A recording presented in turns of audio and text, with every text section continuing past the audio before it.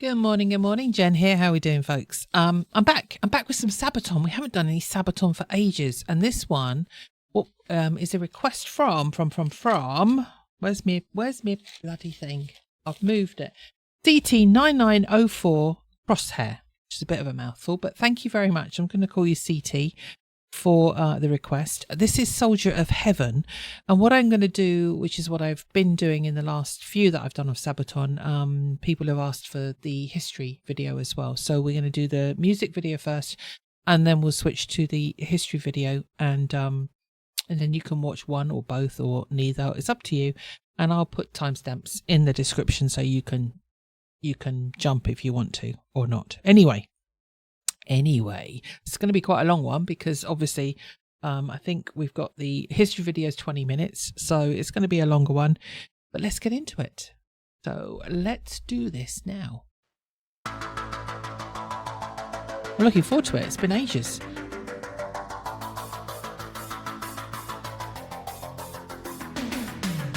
I won't be coming home. I won't be going anywhere. I will guard this post forever. Here on the Alpine slope, where I did my final stand, I shall remain among the ice and snow that binds me to this mountain. A force of nature too strong, sent from above, where spirits lead the way, the winds will never fade. White Friday, I'll take the stairway to heaven. I'm sky high, when I die, I'll be immortal. Forever, I won't return to Blood Mountain. I am the soldier of heaven. Okay, I'm just going to pause quickly and then we'll continue to the end. Yeah, I don't know what this is about, so I'm going to be interested to see the history to get the background of this. It looks like from outfits that it is the Second World War, but it will be interesting to see what this is actually referring to. I like it so far. I always like Sabaton. They're great. Joachim's got his great raspy voice and his rolling R's as usual. We've got Tommy there, so this is an older one. But yeah, it's really good. I really like it, and I can't wait to hear the story, and I hope it's not too upsetting because I've already had my cry on yesterday's. So yeah, it's going to be good. Anyway, carry on. Ooh.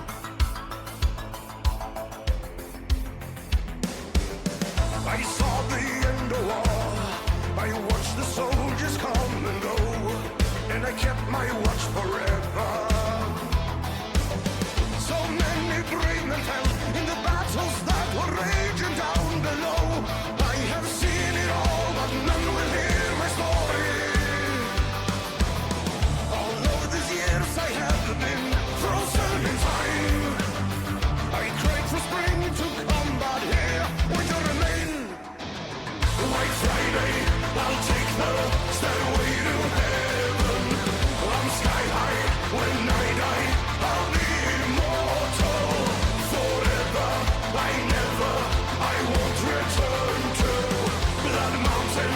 I am the soldier of heaven.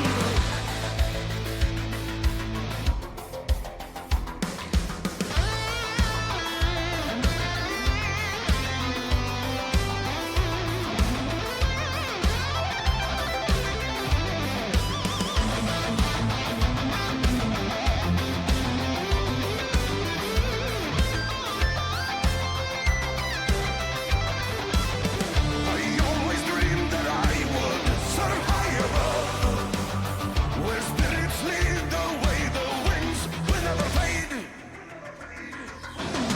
White Friday, I'll take the stairway to heaven. I'm sky high, when I die, I'll be immortal. Forever, I won't return to Blood Mountain. I am the soldier of heaven. White Friday, I'll take the stairway to heaven. I'm sky high, when I die, I'll be immortal. Forever, I won't return to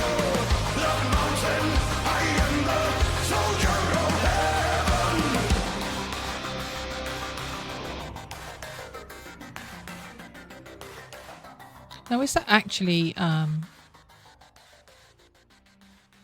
does that actually exist? That or is that something they've put in the video? I wonder. That dedication.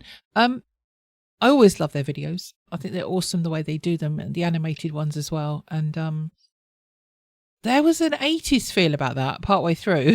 Before the guitar solo, I was like, oh, there was a real 80s vibe to the music, to the instruments. I really like that. That was really good. I love how he's doing it from the point of view of the fallen soldier. And that its kind of spirit is kind of living there now, and the crying for spring to come, but winter remains because that's where he fell, and that is it. That was really good. I really enjoyed it. Let's move on. Let's move on to this. I'm hoping the audio's okay. I can't test that now, but we'll see. And we'll move on and listen to the background to this. Here we go. Oh, I've got no sound, so that would help. Let's pause that a minute. Turn the audio on now. Was fought beneath the seas, on the seas, in the skies. Was fought in trenches on flatlands and in marshes and swamps. It was fought in the deserts. And in mountains. Yep, it was also fought in the mountains. So this is Soldier of Heaven. Yep.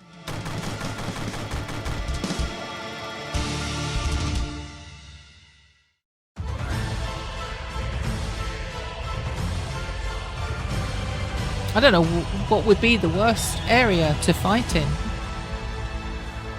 because the tropics Before the wouldn't have modern been fun. era, the large mountain ranges of Europe were pretty irrelevant to the grand strategies of military planners. Power lay in controlling the valleys and passes, and no one thought of actually fighting on, or really even setting foot on, the high mountain peaks themselves. It was not until the emergence of clearly defined nation-states and geopolitics in the 19th century that this began to change. Mountain ranges like the Alps, Vosges, and Pyrenees were now good natural barriers that safeguarded the plains of the heartland and were accordingly fortified. Two nations that found themselves at each other's throats over such a mountainous barrier were Italy, whose reunification was completed only in 1871, and the Austro-Hungarian Empire. Although formally bound by the Triple Alliance and the border set in 1866, nationalists on both sides complained about the iniquitous frontier. The Italian Irredenta movement wanted to fix the real frontier by marching into southern Tyrol, taking Trento, and occupying the mountain passes up to the Brenner Pass. And when Italy declared war on Austria-Hungary on May 23, 1915, joining the Great War, the major goal was to achieve exactly that. Okay, so we are the First World War. I won't be coming home. I won't be going anywhere. I will guard this post forever. Here on the Alpine slope, where I did my final stand, I shall remain among the ice and snow that binds me to this mountain. But although the Italian Fourth Army was quick to seize the Falzarego Pass, they found the way into Valparola blocked off. From the peak of the Col de Lana, 2,462 meters high, and the surrounding mountains, the Austrian defenders denied any further advance. A costly campaign followed for the possession of Col de Lana, who'd soon bear a new, more fitting name, Col de Sangue, Blood Mountain. The violent struggle for the Col de Lana would be mirrored all over the Alps and Dolomites. Like a huge S, the front ran from the Swiss frontier to the Adriatic Sea. From the Trentino and the Alpine fronts down to the Isonzo front, the area is almost continuously mountainous in nature. The average altitude was about 3,000 feet above sea level, but many peaks rise above 6,000 feet, some even over 9,000. Both sides were well aware that being able to fight in such conditions is only possible through great feats of ingenuity and hard labor. Miles upon miles of trenches and dugouts were blasted or cut into the rock, guarded by rows of barbed wire. On peaks where perhaps no man had before set foot, they set up machine gun blockhouses and artillery positions. Hundreds of miles of roads and paths were constructed slithering serpentine-like up the slopes from the lowlands. Heavy guns and mortars were hoisted with an elaborate system of wires and pulleys of the Tellerifica lifts, while porters and mules carried ammunition and supplies up to the camps. The objective was always to occupy higher ground than the enemy, even if only marginally so, and to use that as an observation point and to spray machine gun bullets on enemy positions below. Peaks and cliffs could be held by just a handful of men, while the enemy exhausted himself struggling and shuffling up the narrow passes. Many mountain sides were just a wilderness of stones that were sharp as knives, tearing even the heaviest of boots. On the Italian side, it fell to the Alpini to attack enemy strongholds. Pretty much exclusively recruited from the Alpine regions, the Alpini were an elite formation, proudly wearing their distinctive feathered headgear. Often clad in white from head to toe, they edged their way down narrow slopes on a single rope or grappled their way up perpendicular cliffs. On the other side were Austria's Kaiserjäger, equally expertly trained in climbing techniques and skiing. Born and raised in the mountainous communities, they were sharpshooters and were skilled in surviving the harsh conditions. The attacking side usually waited for dense cloud cover to fill the valleys, to hide them from the ever-watchful observers among the rocks. To further mask an approach, artillery would open up to suppress the defenders. The already deadly effect of grenades and shells bursting against the rock was multiplied as the blasts broke off jagged rock fragments and splinters, causing them to ricochet lethally, and head and eye wounds were far more common on the Alpine fronts than other fronts. Blast pressure was enough to dislodge whole patrols from mountain paths or throw someone off of a ledge. Nasty. Most feared of all were the avalanches of snow and rock that could be triggered by explosions and swallow whole battalions of men at once. So while the enemy would take cover from the shelling, assault parties would scale the mountain. Once near the top, there's nowhere to go but forward. Once alerted to their presence, the enemy would try to shoot them down or cut their ropes. With grenades and guns, they aimed at blasting them off the mountainside, and stones dropped from above were as deadly as any bullet. I always dreamed that I would soar high above, where spirits lead the way, the winds will never fade. Living and fighting in positions on the roof of the world, thousands of feet high, demanded a physical and mental fitness unknown to most. Just one slip, one misstep could lead to certain death by plunging into the abyss. Men without adequate knowledge, patience, or skills in snowcraft, those who did not inherit the instincts of their fathers, would quickly perish, fighting over snowbound gullies and along narrow ledges. This constant exposure to danger and loneliness brought a rather fatalistic outlook with it. High up in the mountains, the tales and beliefs of their ancestors still prevailed. The lore of miraculous images, fairies, and hobgoblins was mixed with a strong Catholicism. The unshakable belief that Jesus and the saints were watching over them was expressed in the numerous chapels and wayside crosses set up throughout the mountains. The fatalism is understandable, as the mountains were inhospitable country. Dry as a desert in the summer and frozen in the winter, the men stationed up there needed food, housing, and above all, water and tough clothing, because the fighting did not stop over the winter months. Although these years I have been frozen, They were doing brutal. I cried for spring to combat here, winter remain.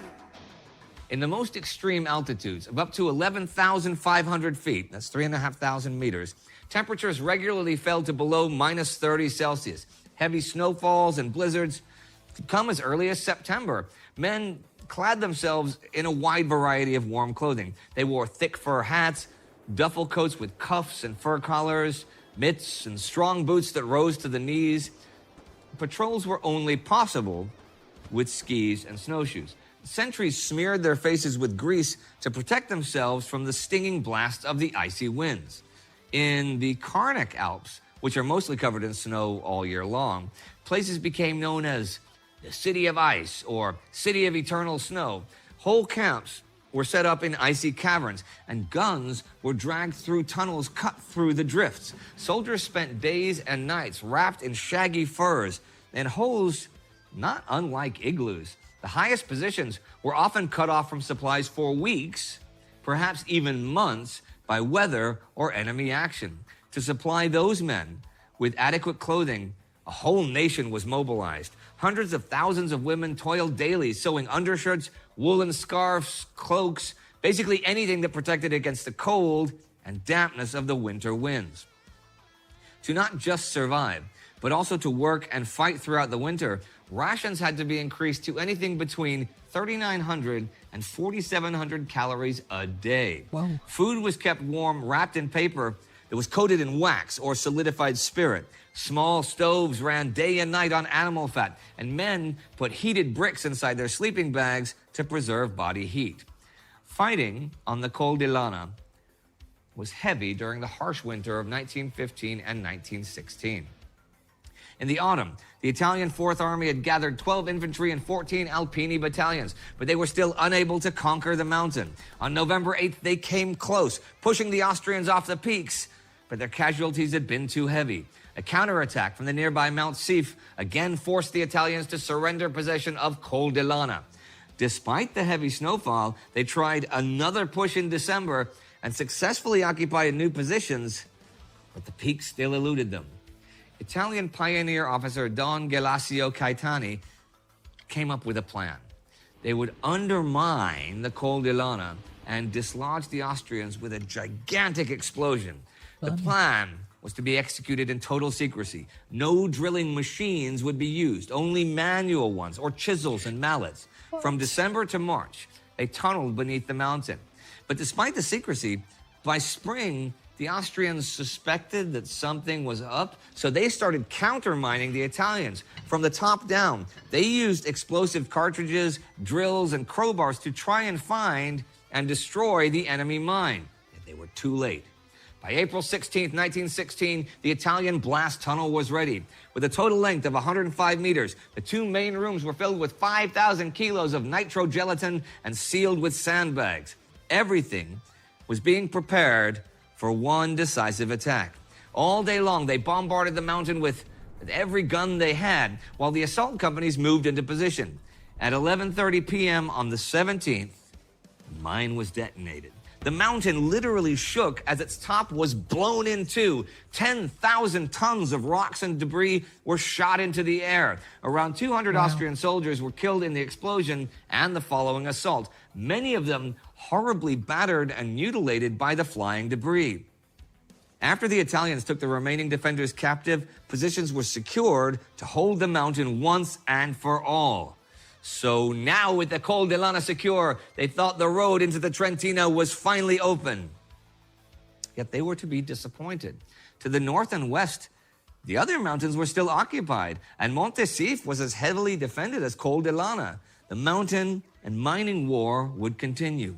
For 3 harsh winters in the Great War, the men fought, lived, and died on those mountain ranges, on the roof of the world, where Col de Lana became, in reality, just one of many blood mountains.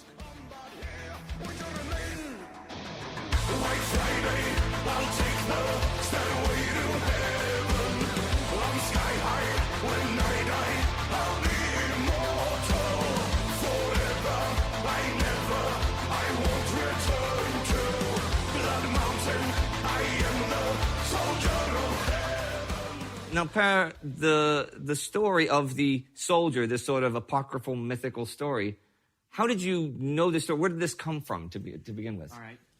Doing the research for writing about World War I, we read about all the places. And we have so many stories, let's say, from the Western Front. Yeah. We have so many personal about people that are famous, that fall under the heroes thing. Sure. So I was trying to find something that was a little bit unusual. Also, the song, the musical for this song is quite not the typical Sabaton song, so to say. Whatever is a typical Sabaton song. But anyway, I was searching a little bit outside of the box, trying to find something that was not Western Front, that was not Eastern Front, and not so much about the Balkans. So I wanted to find something that was a different type of battlefield. And there's definitely one different type of battlefield, which is the Alps. Yeah, because it's completely different in all kinds. You know it more than anybody about how it is to fight in the Alps, right? Yeah, absolutely. We were there on location. Here's some photos, actually.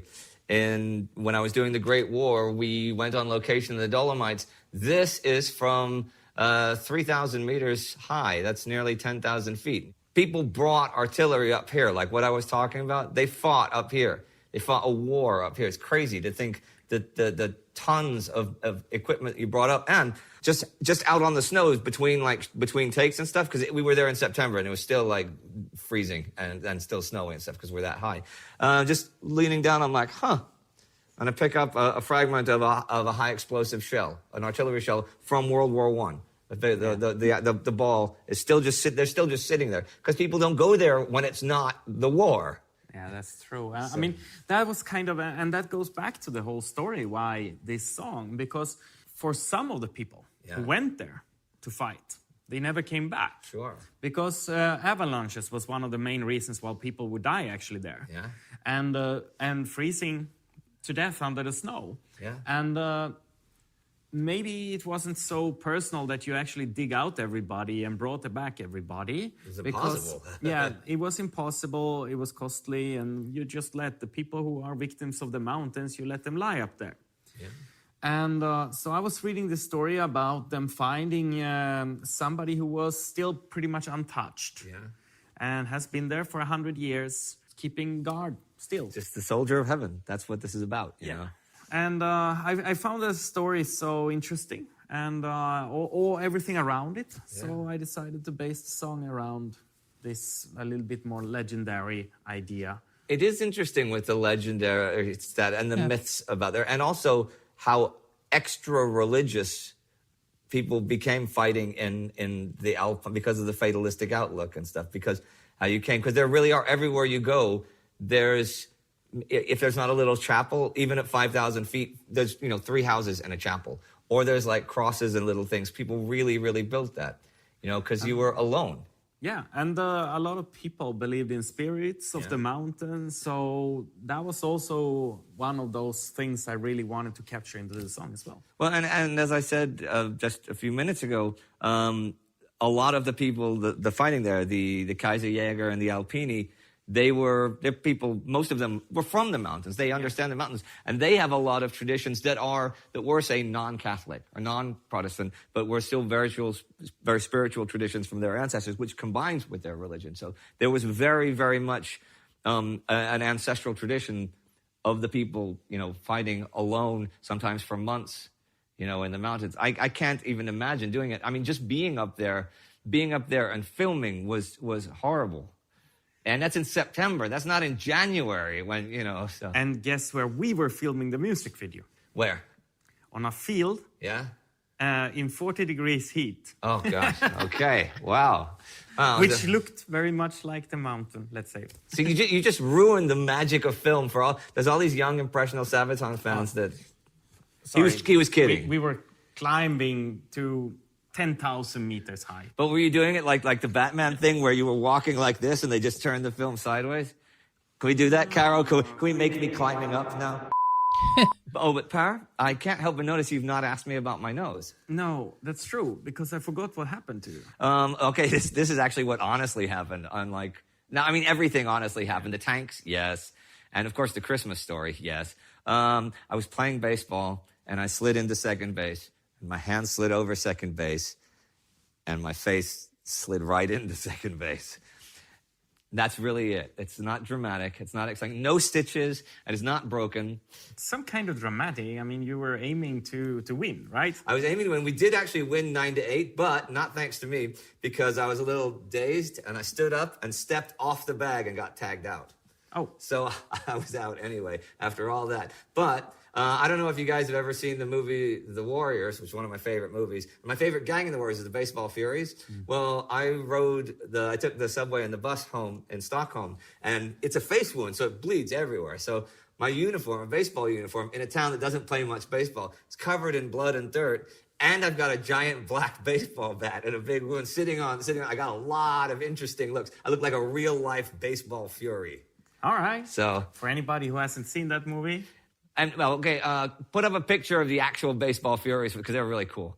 There you go. So, and it's a fantastic movie. I love The Warriors. 1979. One of my favorite movies. It has nothing to do with our actual history, but it is actually based on proper history. The book, the film came out in 79, I think, but the book, The Warriors, was written in the early 60s, and all of those gangs were actual real gangs of New York, Baseball Furies and the Turbo ACs and the Orphans and stuff. By the late 70s, most of them weren't because they'd cleaned up the gang problem, but it actually was a fictionalized account of true history.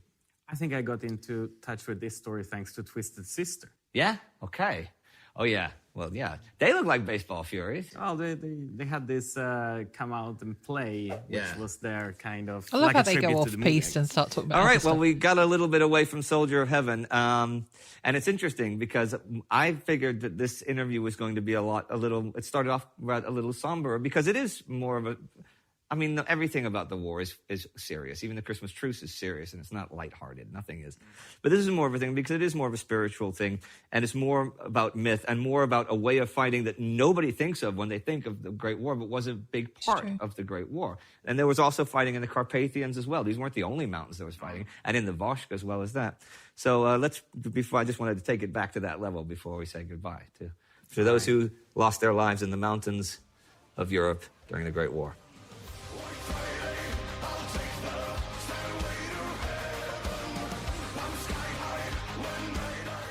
So, thanks for watching, and this was all for this week. On the Sabaton History Channel. I always find that interesting.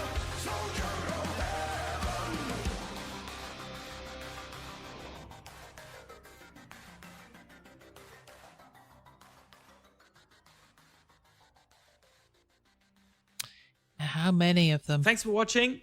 Click that little bell so that you get updates when we release new episodes. And thank you for subscribing. It's cool. I still think it's so cool that they do that, to give you that background.